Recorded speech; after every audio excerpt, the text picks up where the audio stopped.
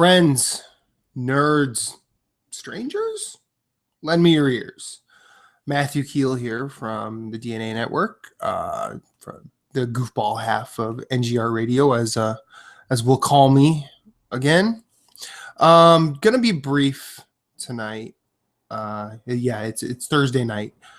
Just got off work and thought I'd say, hey, the one thing I've really not sort of dealt with myself since it happened is the Cubs winning the World Series. I'm not a baseball fan. I grew up in Iowa. I grew up playing baseball, not very well. I could run, throw, and catch, but if you got me swinging at that goddamn ball, it was dumb. I was awful at hitting a baseball with a bat.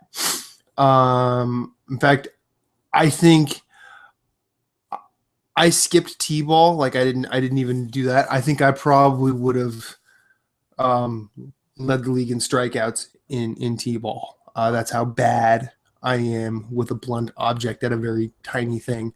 I also grew up in a family of people that were relatively good at golf, and I technically suck at both sports. Anyway, so the Cubs won the World Series this year.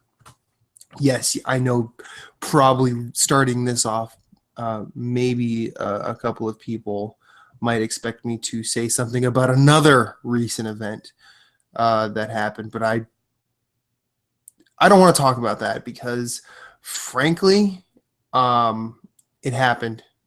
It happened. Whoever voted for who voted, used their voice. Good on you for exercising your right as Americans. And now we move forward with our new president-elect. But the cool thing about the Cubs winning the World Series is not that Back to the Future 2 was a year off. It's not that weird guy who predicted it, in his high school yearbook, he said, 26 Chicago Cubs 2016 World Series champs. You heard it here first. Good for that guy. I hope he can milk that for something. But the cool thing for me, having grown up in Iowa with the Iowa Cubs as a local team there, and growing up in that just sort of environment, and where I had grandparents and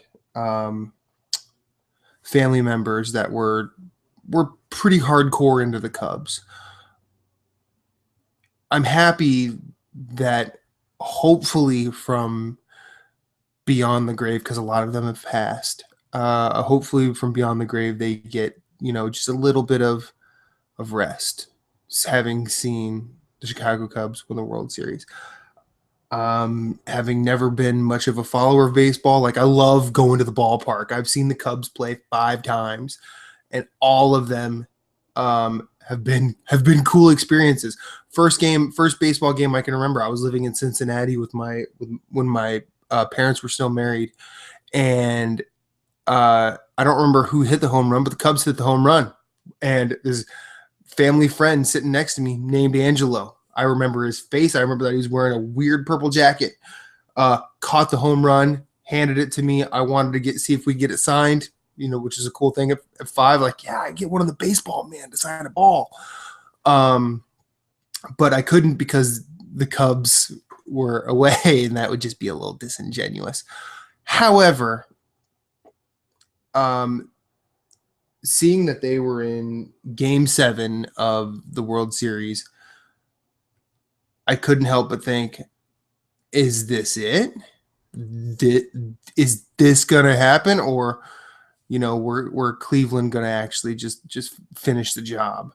And I never wanted to stand up and say go Cubs, because every time I've ever done that for like a team that I should sort of be a fan of, like if I probably in football I should probably be a fan of the Vikings, but I'm not. I actually my grandma Betty and I watch the Bears a lot. So I have that. And I was always kind of partial to the 49ers too, because I really like Joe Montana. But that's just between us, right? Right. But seeing that happen is one of the things that just says, this is a warm, fuzzy feeling. This is something that, despite not really having any sort of investment or any sort of, emotion behind, I could be happy about this. And I think the rest of the sports world should too, because a team that won the World Series on a technicality and was kind of cursed versus the team that further cursed themselves by not letting that goat in, or that donkey, or whatever it was way back when, finally got over the hump. I think more so than the Red Sox, this is Charlie Brown finally kicking the football. This is,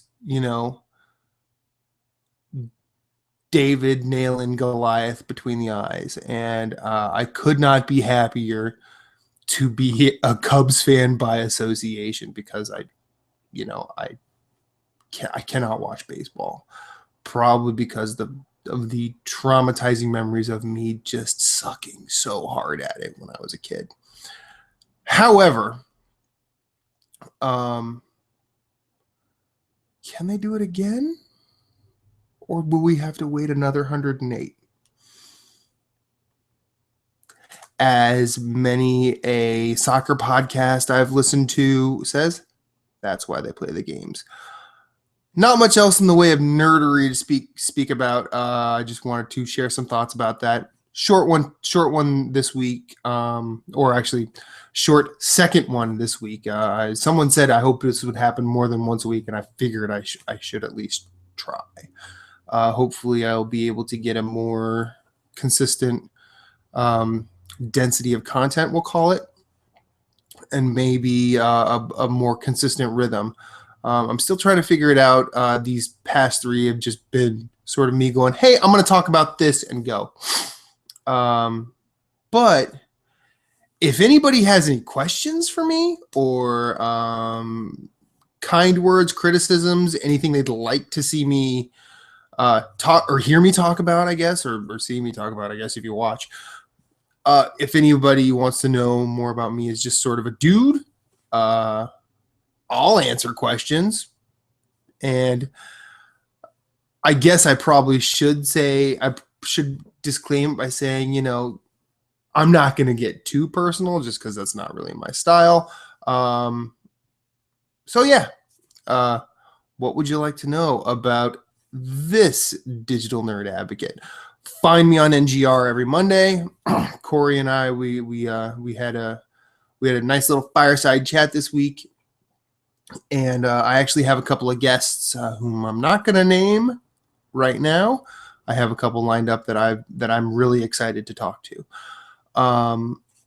So look for us this week on your iTunes, your YouTubes, your podcasting venue of choice. You can also find us in the Digital Nerd Advocates community group on Facebook, and always youtube.com/the DNA Network. We're always up to something. Maybe. Hope all is well in your neck of the woods, and be kind to each other.